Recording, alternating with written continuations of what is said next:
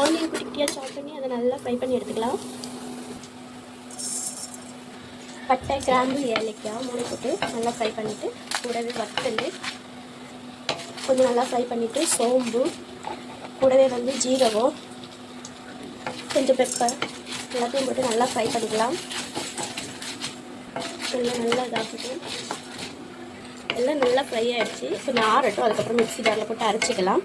ஹீட்லேயே அது வேகட்டும், கருவேப்பிலையை சேர்ந்து அப்படி கலர் சேஞ்ச் ஆகட்டும், அதுக்கப்புறம் அரைச்சிக்கலாம். இது கொஞ்சம் நல்லா ஃப்ளேவர் கொடுக்கும். கூடவே இஞ்சி பேஸ்ட் போட்டுக்கலாம். இஞ்சியும் பூண்டு 2 சேர்த்து கொஞ்சம் ஃப்ரை ஆகி மசாலா பச்சை ஸ்மெல்லாம் போயிடுச்சு. இந்த நேரம் சிக்கனை போட்டுக்கலாம்.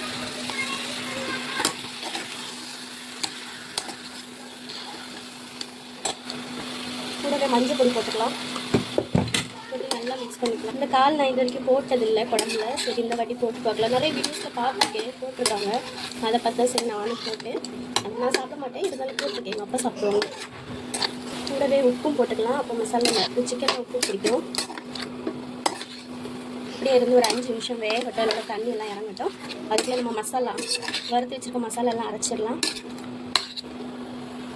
அதே கடாயில் கொஞ்சம் எண்ணெய் விட்டு கொஞ்சம் தேங்காய் குட்டியாக வெட்டி வச்சுருக்கேன், அதை ஃப்ரை பண்ணிடலாம். கொஞ்சம் தேங்காய் போட்டால் இன்னும் கொஞ்சம் நல்லா இருக்கும்னு தோணுச்சு, அதனால் இது திடீர்னு எடுக்க முடியுதா.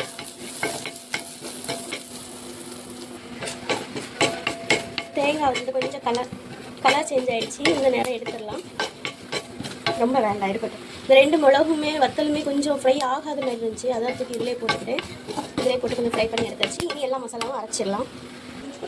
அப்படியே தூக்கி இங்கே போட்டுடலாம்.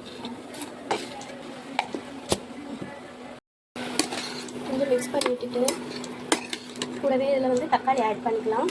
குட்டி குட்டியாக சாப் பண்ணி வச்சுருக்கேன்.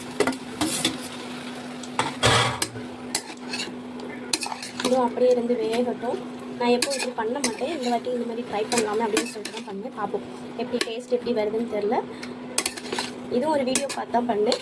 அதுக்கப்புறம் வந்து இதில் வந்து நானே கொஞ்சம் இன்க்ரீடியன்ஸை ஆட் பண்ணிக்கிட்டேன். அவங்க போடாததெல்லாம் நான் போட்டுக்கிட்டேன். சரி டேஸ்ட் எப்படி வருதுன்றது பார்த்துட்டு சொல்லுவேன். என்னன்னு தெரில, காலையிலேருந்தே கரண்ட்டு போய்கிட்டே இருக்குது. நான் மசாலா அரைச்சி முடிக்கவும் கரண்ட்டு போயிடுச்சு. நான் எப்படியோ அரைச்சிட்டேன். மிக்ஸி ஆஃப் பண்ணவும் கரெக்டாக கரண்ட் போயிடுச்சு. ஏதோ கடவுள் நம்ம கூட இருக்காரு, அதனால அரைச்சிட்டேன். இந்த மிக்ஸி ஜாரை கழுவி அந்த தண்ணி அப்படியே உள்ள விட்டாச்சு. நீ இருந்து கொதிக்கட்டும், அப்புறம் பார்க்கலாம். நல்லா கொதிக்குது.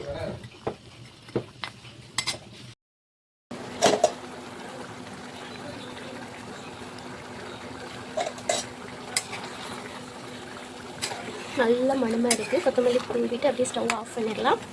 சூப்பர் ஸ்மெல்லாக இருக்குது. எனக்கு வந்து கொஞ்சம் கிராம்பு ஜாஸ்தி ஆகிடுச்சின்னு நினைக்கிறேன். அந்த ஸ்மெல்லு கொஞ்சம் எக்ஸ்ட்ராவாக அடிக்கி.